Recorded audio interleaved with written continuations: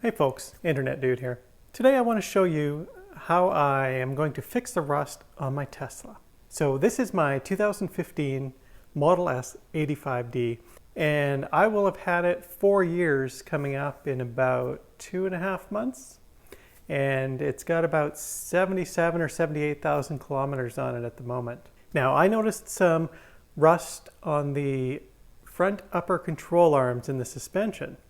Now you might be thinking, rust? What are you talking about, rust? The car is all aluminum, so the body itself doesn't rust. Like the door bottoms, they won't rust. The dog leg by the rear wheel wells, like that's not going to rust. It might corrode over time, but the car's actually still in absolute top condition. But I did notice when I was changing over the tires and wheels, I noticed that the upper control arms on the front are rusty. I mentioned that to Tesla and they took a look at the control arms and they told me that the rust is not structural, it's just cosmetic and it's due to environmental factors. So I thought what I would do is just apply some rust converter, apply some rust paint, and call that good. So let me jack it up and I'll show you what I'm talking about.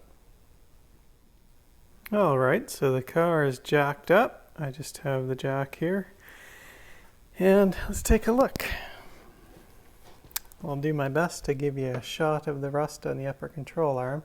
So if we take a look back there, you can see there's some rust, cosmetic. And then there as well on this side of the control arm. It's probably the worst of it there. A little bit underneath over there. See if I can show you some there. So I've cleaned this off. I haven't done any sort of treatment here, but I cleaned it off. And my plan here is to use this product that's rust converter, because it will chemically change the rust so that it's you could paint over it, that kind of thing. And then I have some rust paint that I'll put on after that. And then I have an oil-based rust proofing spray. So the intent is to use those 3 products, and that will basically neutralize the rust and prevent rust from coming back. Now I'm just going to go ahead and do some of this here. I'll show you the other side later because I can only jack up one side at a time. But I'll probably put a little bit of masking tape back there just to prevent overspray from getting on some of that. But otherwise, I'm going to get going.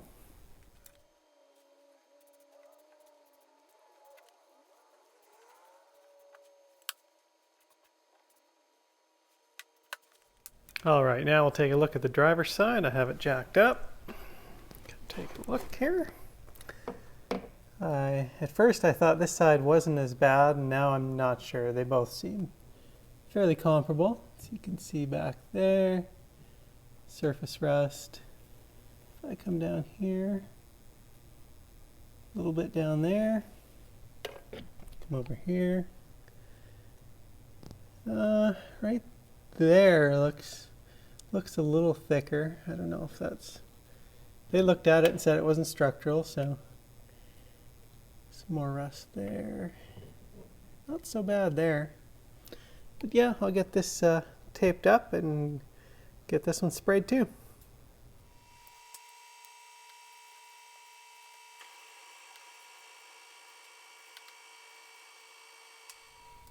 All right, so I got the rust converter on there.